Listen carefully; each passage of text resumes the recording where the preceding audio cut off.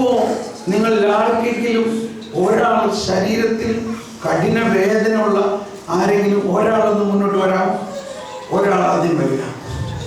ശരീരത്തിൽ ഏതെങ്കിലും ഭാഗത്ത് കഠിന വേദന, ഇപ്പൊ വേദനയുണ്ട്, ഇപ്പൊ കർത്താവ് അത്ഭുതകരമായത് മാറ്റുന്നത് നമുക്ക് കാണാം.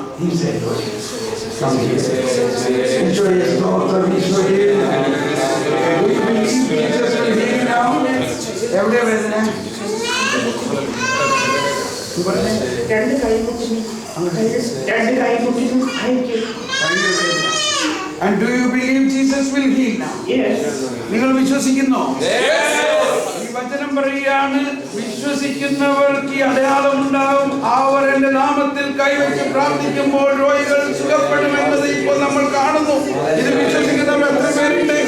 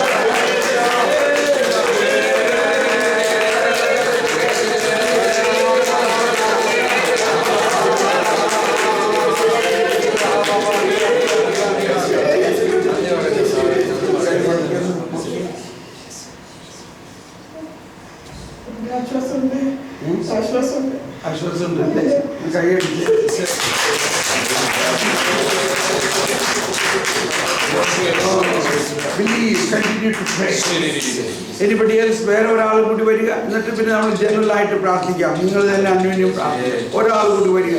ശരീരത്തിൽ എവിടെയെങ്കിലും ഇതുപോലെ വേദനയുള്ള ഒരാൾ കൂടി വരിക. ഇപ്പൊ നമ്മളിങ്ങനെ പ്രാർത്ഥിച്ചപ്പോൾ തന്നെ നിങ്ങൾ എത്ര പേർക്ക് വിശ്വാസം വർദ്ധിച്ച അനുഭവമുള്ളവർക്ക് കൈവക്കി? ഇപ്പൊ ഇങ്ങനെ പ്രാർത്ഥിച്ചപ്പോൾ വിശ്വാസം വർദ്ധിച്ചു. ഇതാണ് നമ്മളുടെ ആവശ്യം. ഈ വിശ്വാസം വർദ്ധിക്കും.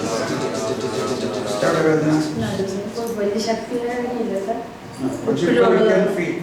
And now, do you believe Jesus is going to now heal you? Yes, I do. This is our increasing of the faith. But നമ്മൾ എത്ര പേര് അങ്ങനെ വിശ്വസിക്കുന്നുണ്ട്? അവിടുന്ന് കൈപൊക്കി. How many of you believe that Jesus will now heal her? Okay? Now keep the hand up now. As your hands up now, Jesus is going to do this now.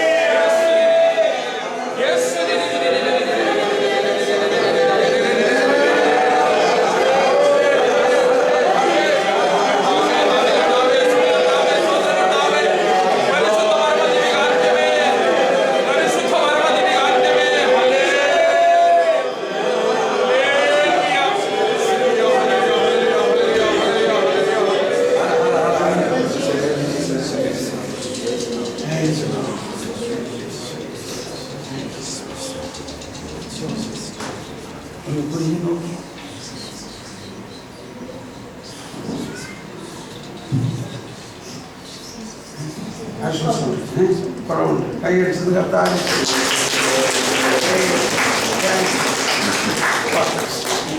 Now you make one another.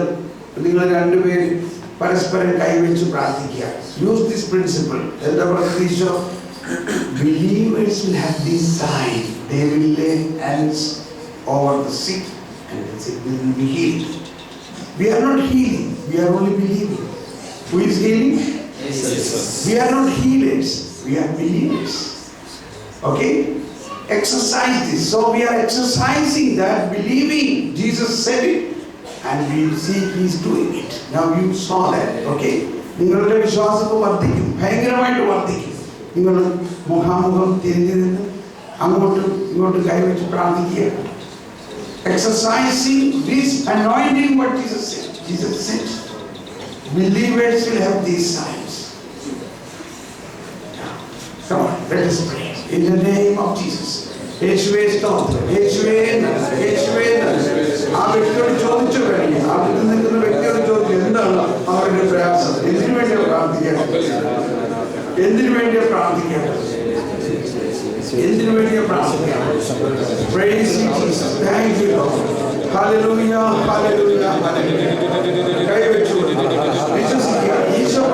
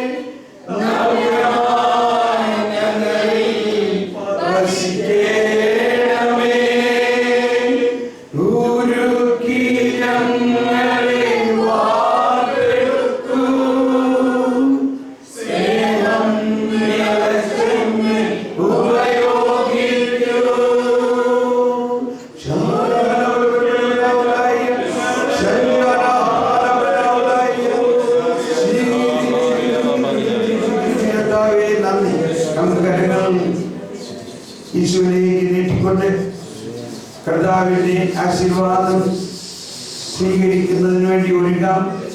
കർത്താവിനോട് നിമിഷം നന്ദി പറഞ്ഞുകൊണ്ട് ഇന്നത്തെ ഈ ദിവസം, ഈ രാത്രിയിൽ നമ്മൾക്ക് ദൈവം തരുന്ന ദൈവത്തിന് നന്ദി പറയുന്നതോടൊപ്പം കഴിഞ്ഞ വർഷം മുഴുവനും കിട്ടിയ അനുഗ്രഹങ്ങൾക്ക് നന്ദി പറയുന്നതോടൊപ്പം വരാനിരിക്കുന്ന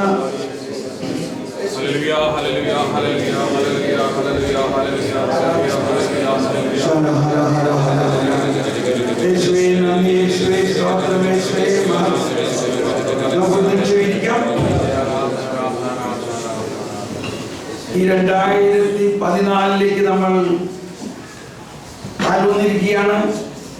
എല്ലാവരും കഴിഞ്ഞ വർഷത്തിലുണ്ടായ കാര്യങ്ങൾക്ക് നന്ദി പറഞ്ഞു.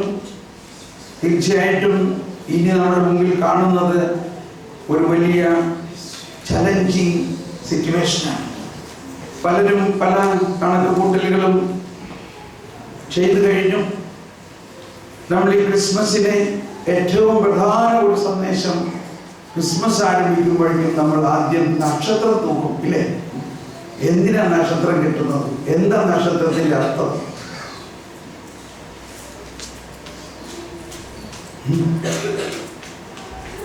എന്താ നക്ഷത്രത്തിന്റെ അർത്ഥം? ആരെങ്കിലും പറയാമോ? എല്ലാവരും നക്ഷത്രം കേട്ടു. നക്ഷത്രമില്ലെങ്കിലും എന്റെ വീട്ടിൽ നക്ഷത്രമില്ലേ? വലിയ വലിയ ഹോട്ടലുകളിലും ബാറുകളിലുമാണ് വലിയ വലിയ നക്ഷത്രങ്ങളില്ലേ? അപ്പൊ നക്ഷത്രത്തിന് വളരെ വലിയ ഒരർത്ഥമുണ്ട്. ഈ നക്ഷത്രം എല്ലാവർക്കും കാണാവുന്ന മാതിരി ആയിരുന്നുവെങ്കിലും ആ നക്ഷത്രത്തെ യഥാർത്ഥ അർത്ഥം മനസ്സിലാക്കിയ 3 പേര് മാത്രമേ ഉണ്ടായുള്ളൂ, അല്ലേ? അവര് ജ്ഞാനികളായതുകൊണ്ടാണ്. എല്ലാവർക്കും കാണാമായിരുന്നു നക്ഷത്രം. പക്ഷേ 3 പേര് പ്രത്യേകിച്ച് ഈ നക്ഷത്രത്തിന്റെ അർത്ഥം മനസ്സിലാക്കി. ആ നക്ഷത്രം വാസ്തവത്തിൽ ദൈവത്തിന്റെ ജ്ഞാനമാണ്. ദൈവത്തിന്റെ ജ്ഞാനം, ദൈവത്തെ കുറിച്ചുള്ള അറിവിന്റെ ആദ്യപടി ജ്ഞാനം എന്ന് നമ്മൾ പല സ്ഥലത്തും വായിച്ചിട്ടില്ലേ? അപ്പൊ ദൈവത്തെ കുറിച്ചുള്ള അറിവ് ദൈവം തന്നെ തന്നാലേ നമുക്ക് കിട്ടുകയുള്ളൂ. പക്ഷേ അത് കാണുമ്പോൾ മനസ്സിലാക്കുക എന്നതാണ് ജ്ഞാനത്തിന്റെ ലക്ഷണം. അങ്ങനെ ആ ദൈവത്തിന്റെ ജ്ഞാനത്താൽ അവരെ പൗരസ്ത്യ ദേശത്ത് ഇന്ന് എപ്പിഫനിയാണ്. ഇന്ന് പിണ്ടി പെരുന്നാൾ എന്ന് പറയും, എപ്പിഫനി എന്ന് പറയും. അത് വളരെ പ്രധാന ഒരു പെരുന്നാളാണ്. എന്തുകൊണ്ടാണ്? ഈ ജ്ഞാനികൾ ആരായിരുന്നു? അവർ കത്തോലിക്കരായിരുന്നു? ക്രിസ്ത്യാനികളായിരുന്നോ? അവർ യഹൂദരായിരുന്നു? അല്ല, അവർ വിജാതീയരായിരുന്നു. അപ്പോ ആ വിജാതീയർക്ക് ദൈവവുമായിട്ട് യാതൊരു കണക്ഷനും ഇല്ലാത്ത പോലെ ജീവിച്ചിരുന്ന അവരിലേക്ക് പ്രകാശം കൊടുത്തിട്ട്, ജ്ഞാനം കൊടുത്തിട്ട് അവരെ ഇങ്ങനെ തൂക്കി പൊക്കിയിൽ കൊണ്ടുവന്നു.